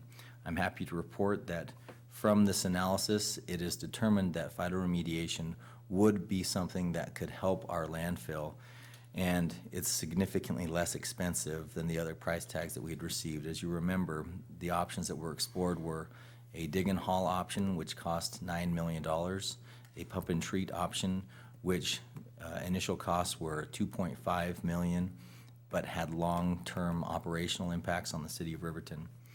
This phytoremediation option to construct would be $500,000. From the May 5th meeting, a pilot program was discussed, and the city staff felt that this was of value to the city of Riverton. This pilot program would allow the city to do a preliminary phase of the planting of the trees to incorporate phytoremediation at the landfill. What this would do is help Enberg Miller design an appropriate program with appropriate trees and spacing to remediate the groundwater contamination. What we don't want to do is jump into the pool and find out that we jumped at the wrong spot and wasted a lot of money. This pilot program allows us to determine the spacing, the location, and the type of trees and organics that help treat the landfill. Therefore, this proposal to you tonight is the first implementation of phytoremediation. It will also help prove to the DEQ that this option is worthy of their investment in the landfill study program and allow us to get 75 reimbursement of all the costs we've spent thus far in remediation. That includes the 3 studies performed and this pilot program that we're doing right now.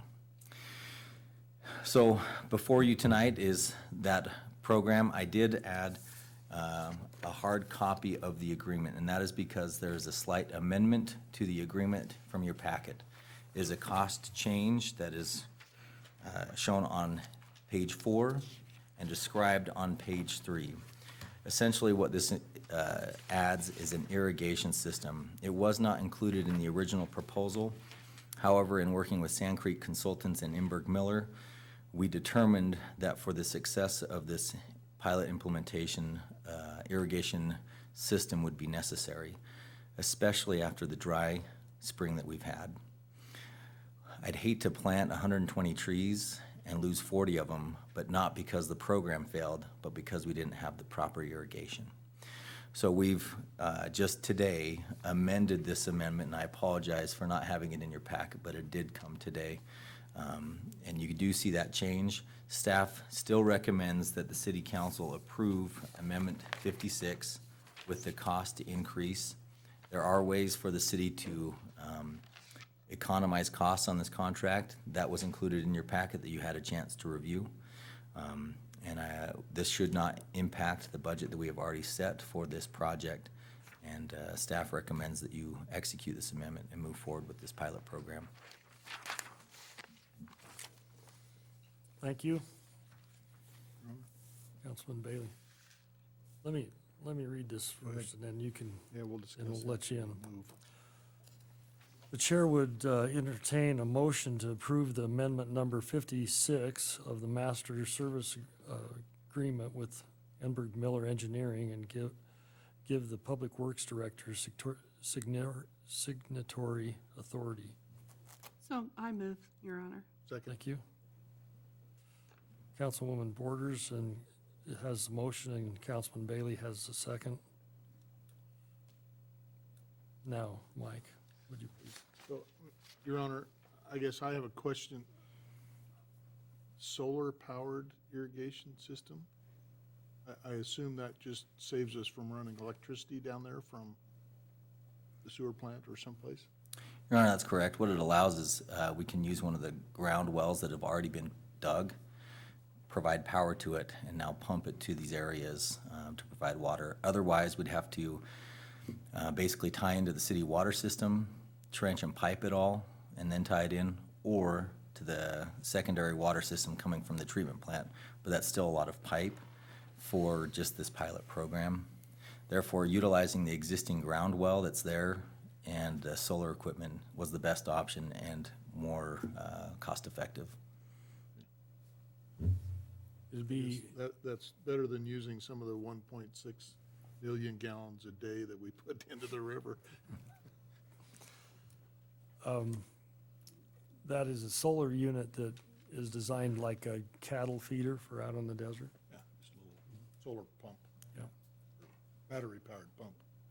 Well, it actually only work, it wouldn't have batteries on it. It would only work during this, when the sun was up, correct? Is this going to have batteries? I screwed up the last one that said that it was going to have batteries. Does this have batteries? Your Honor, I can't answer that question. I'll have to find out. Most livestock waters only work during daylight hours, and it just fills the tank. But it could have a battery if you're going to try to use it in the evening, at night, so. Your Honor, I can look into the model that they're proposing and provide that answer to you. I don't know that it matters either way. We are using groundwater from one of our wells, and so it's about as inexpensive as we could do it, I would have proposed. Any other discussion? All in favor, say aye. Aye. Any opposed, say nay. Motion passes. That's a lot of public hearings. And we drove all of our public away except for 2. Thanks for staying. We're down to reports and comments, council committee reports. Corey, could you start us off? Yes, Mayor. We did have our Fremont County School District Recreation Board meeting yesterday. Nothing too terribly to make note of. I do want to let everybody know that Makerspace 307, is that correct, or is it 307 Makerspace? It is one or the other. So I believe it's Makerspace 307. They do all kinds of fabrication up there with 3D printing models. They have some really neat wood tools and stuff. They're putting together little packets that are able to be purchased and taken home to kind of give the kids something to do. But it's a little project that's pretty neat, and I'd like to have steer some people to check that out. I did notice that they're getting ready to do some construction on East Sunset, so for anybody in that area, get ready. I am looking forward to having that taken care of. Aside from that, Mayor, I don't have anything else at the time. Thank you. Thank you. Kyle? The beauty shop owners and the barbers that are located in our jurisdiction are happy as clams that they're open. Thank you, Mayor.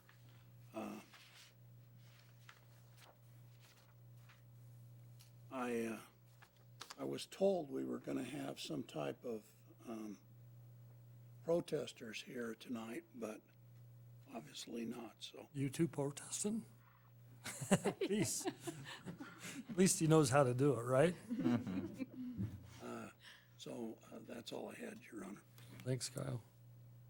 And it is nice to have those back in business. You are absolutely right. We appreciate those businesses reopening. Rebecca? Yes, Your Honor. My group of friends, along with the Community Engagement Committee, is still working hard to make sure things are happening within the community with community involvement. Casey Bailey is organizing through something that she created, which is called 307 Adventures, a 3-on-3 soccer tournament. I think Blaine from the Phil's Dog Shack said that we haven't had a 3-on-3 soccer tournament in Riverton since her daughter was 10 years old.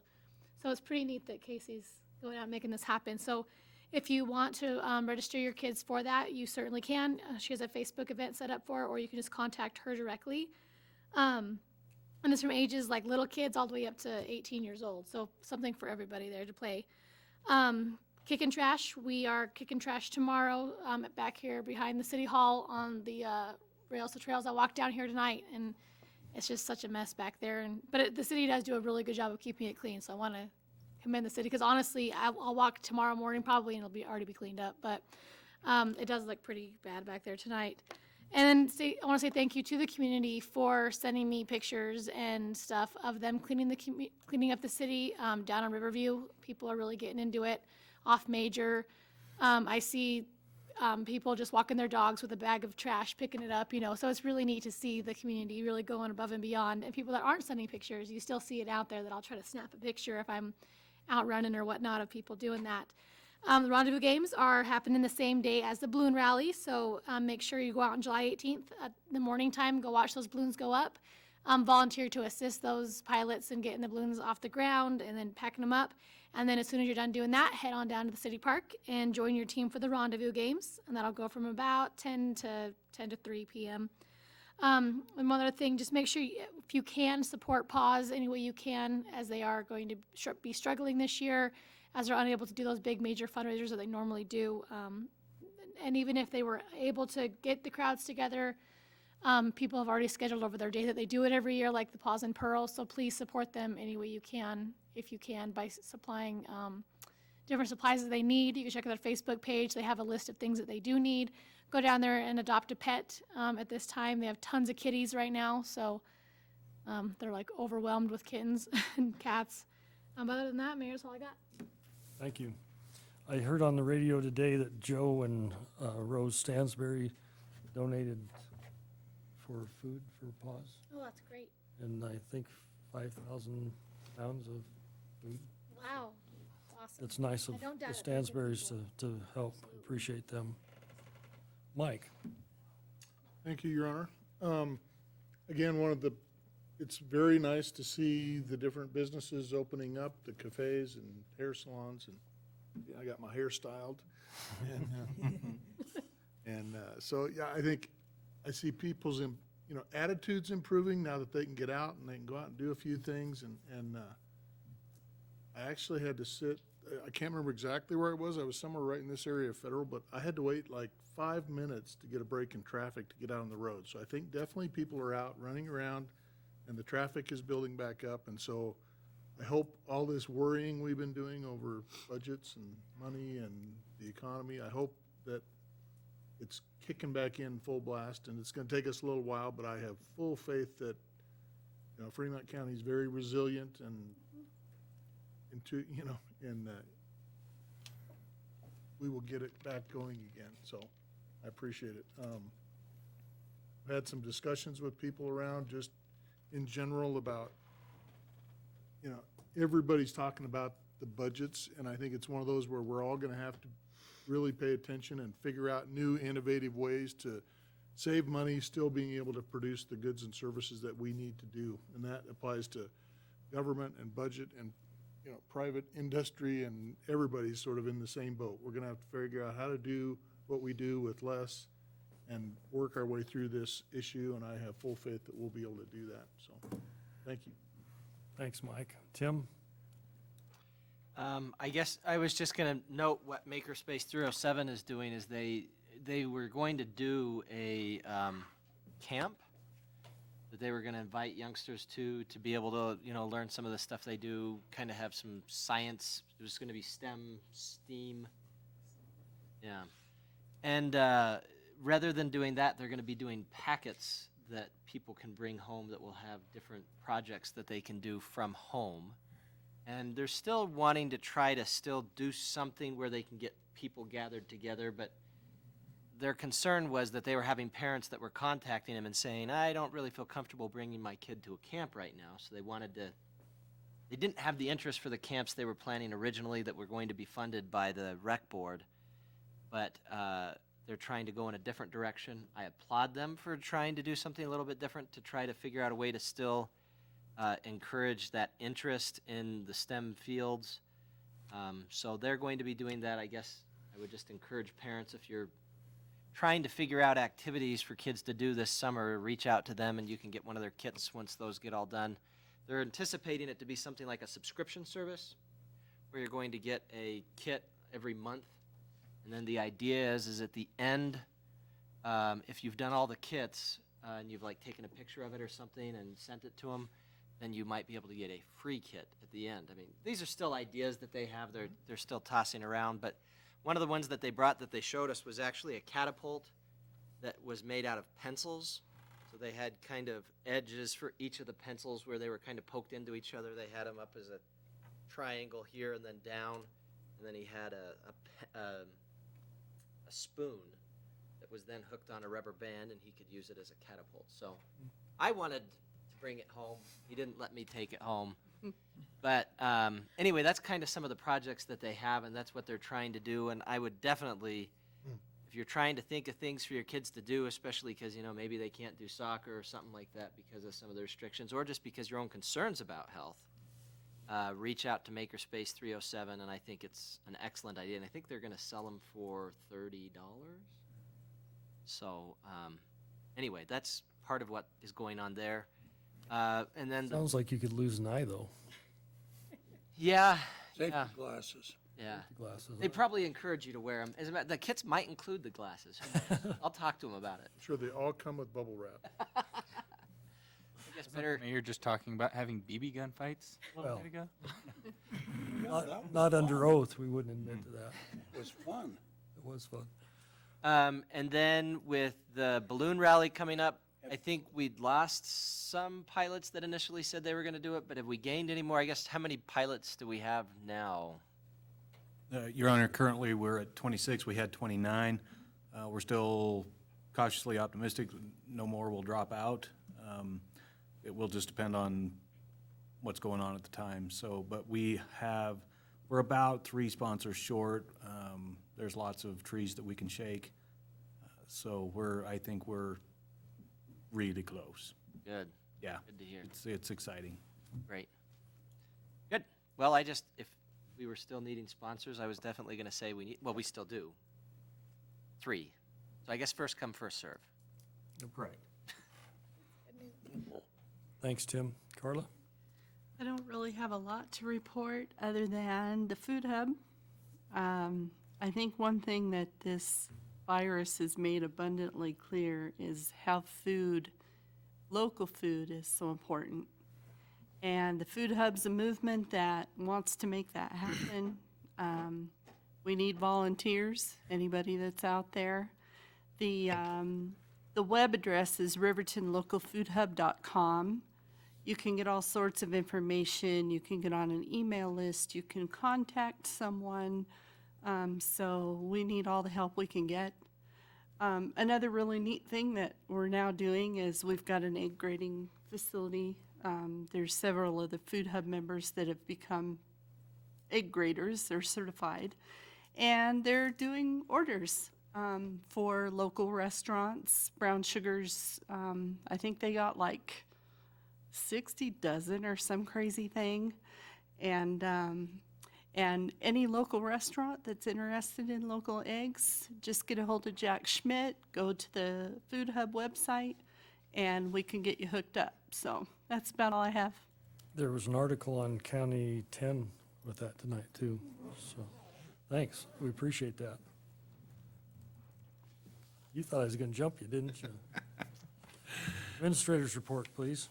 Thank you, Your Honor. I think we've already talked about the balloon rally. It's been very impressive watching. I know Mayor has worked on it and others have called about it, getting sponsors. That's very much appreciated. It's going to be a great event this summer. But I won't cover that anymore. We do have a solutions committee scheduled for the 11th on Thursday at 5:30. That'll be the first time that committee gets back together, and that will be in person.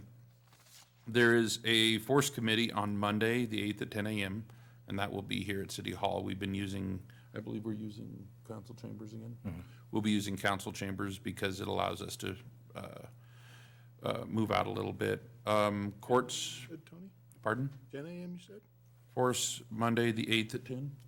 11, I'm wrong. I meant to say 11. That's what I the meant. first time. Tonight, in the last 10 minutes. So 11 a.m., force on Monday, the 8th.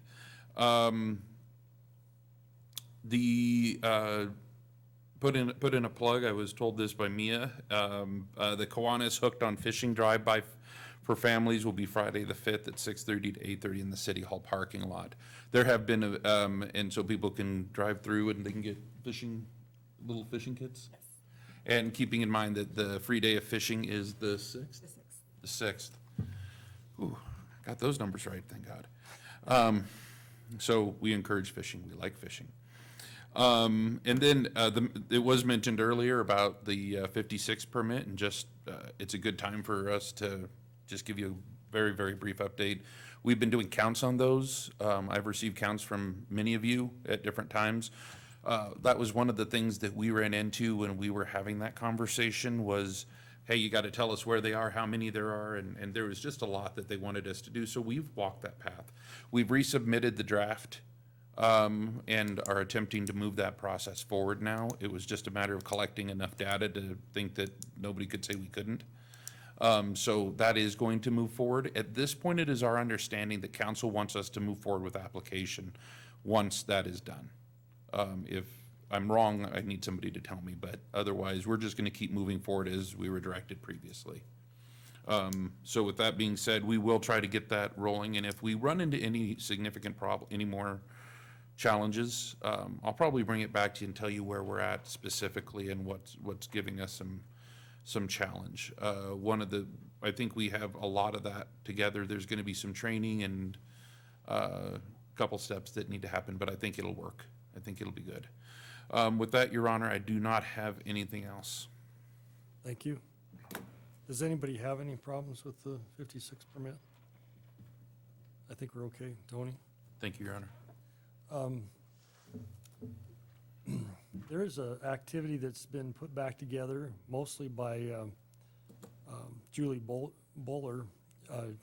What an asset she and her husband are in that group, to try to put, her original attempt was to try to put Day in the Park back to use, but it didn't seem to be able to come together. But they are planning a Happy Days again for the downtowners in downtown Riverton. And that, I believe, I tried to find the date. I believe it's June 11th. Yeah, Am I right about that? I hate to admit, I should know that July. by heart. Yes, July. Did you say? July 11th? Yes, Not it's June 11th, July 11th. Yes. And they've got a bunch of activities planned. There's 22 last count merchants that attended that are going to put things together for that evening. They're going to start at 4 o'clock in the afternoon with activities for kids down there, and then move on to a dance that a band has been brought in at the expense of Judy and her husband and Joe and Rose Stansberry and County 10 and First Interstate. And we're trying to get permits put through to close that road between Broadway, from Broadway, Main to Broadway, Washington, to have that dance, that evening dance. So that's something to put on your calendar. The balloon rally's moving forward, thanks to Eric Carr and his wife for their hard work on that. I have probably 3 applications out that I think will come back in, so I think we may be there. The Peace Rally group that happened in City Park, I appreciate them using the city park, and I appreciate them taking care of it. I drove by early this morning, and it was picked up and cleaned up. I appreciate the chief's efforts there to help that work, and peaceful acknowledgement I appreciate. We did have a rather lengthy meeting, Kristen and Tony and myself, with Riverton Medical District, trying to help the hospital move forward. We'll keep you updated on that. We don't have a lot of information on that yet. I did attend FTAG, which is all the mayors, and had a fairly discouraging conversation with K.O. Case of where the state of Wyoming finds itself in the next biennium, and it appears that we may be as much as $850 million off track. And so I don't envy Mike going down to Cheyenne. Good luck with that. I hope that plane has a parachute. And other than that, I would really like to thank the Legion, American Legion sponsors here in Riverton for sponsoring the Riverton Legion baseball. I got to umpire 2 games there over the weekend, and that was just a lot of fun. A lot of people participated. We had to do some special things. The 2 umpires had to have masks and gloves, which made it extremely difficult to see what you were doing. But everybody thinks the umpires are blind anyway, so it doesn't make a lot of difference. But yeah, it was really fun to see the kids out there having fun. First game, Douglas won. Second game was rained out in the bottom of the 4th. So that's all I have to report, and I appreciate all the hard work that the council and staff has put together. A lot of moving pieces right now, and so I appreciate the work that's being done. If there's no other comments, One question. Just one. Tony, how is our taxes? Did we have any showing of improvement on our sales tax revenues coming in? Your Honor, Councilman, we have not received the updated. When I did the budget presentation, we spoke briefly about a slight uptick, about $12,000 over projected. That was the May numbers, but right now we don't have the June numbers in just yet. I think we'll get them hopefully end of this week, beginning of next week. Okay. But at that point, we hope to be able to tell you approximately when you do the budget adoption here's what the June numbers will be. We would hope they're in by the 9th, I think, give or take. Yes, I'm just saying more than what, the doom and gloom. I'm not seeing a lot of doom and gloom. I'm seeing a lot of buying people out. Mike's stations are busy, so that makes me happy. Your Honor, we will also probably start giving you a report when we discuss them, because we said we discuss them a lot. We'll probably compare it not only to projection, because remember, we are showing a 20%, our projection is assuming a 20% decrease. But we'll also say comparison to year prior. That way we can start doing that comparison a little bit better. Thank you. And the number the amount we get in June was generated in March? April. April, okay, so that'll be the real teller of how things went, yeah. Your Honor, we also expect that the trend is not going to follow the historical trend.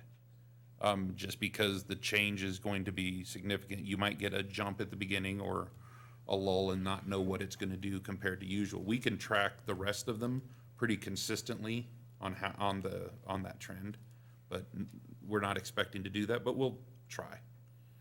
See what we can do. I have great confidence in Fremont County, and I think that the more we get out and get back to normal, not the new normal, but the normal, and I would appreciate people to do so. I appreciate the restaurants, I appreciate the owners of the shops doing what they can to get the economy back up and running. If there's anything that I can do, please give me a call. But there's been a lot of hard work pushed forward, and we need to recognize that, and hopefully our numbers don't slip as far as we think they are. Do we have anything on the airport? Anything on the airport as to what? Loading. We've got one flight a day, but is it full or empty? It's pretty empty. Your Honor, it's, Councilman, we're still behind our load factors. The only comforting thing is we're matching the national trend. We saw a 95% reduction through the month of May. That was 120 passengers, which I take as a huge improvement from the 25 from April. And I say that tongue in cheek, but you have to do that right now. We are seeing increases, and I will say the positive thing is with the participation in the capacity purchase program, our financial exposure is protected. So even though ridership is down nationwide, everything's taking a nosedive, our contract through the state of Wyoming with SkyWest is protecting our investment. So the minimum revenue guarantee that you all agreed to is the minimum revenue guarantee. It's not going greater than that. The only downside is we're not getting the performance that we thought we were going to have, because January, February, and the start of March was just great. To maybe make the answer a little bit longer and to give you a few more numbers, we saw an 80% jump in ridership for the month of January. That jumped to over 100% growth in February. And then in March, we still had 19% growth, with half the month not being utilized at all as far as ridership. So we really started out great, and we're coming back as best we can. We're matching what the other airports are doing in the state. Tagging with Rock Springs is helping us quite a bit with our costs. So we're matching what's happening with the nation, and we're growing, I think, steadily. Sorry. Appreciate what you're doing there, Kyle. It's not easy, but the more passengers we can shove on there, the better. With no objections, we stand adjourned at 8:58.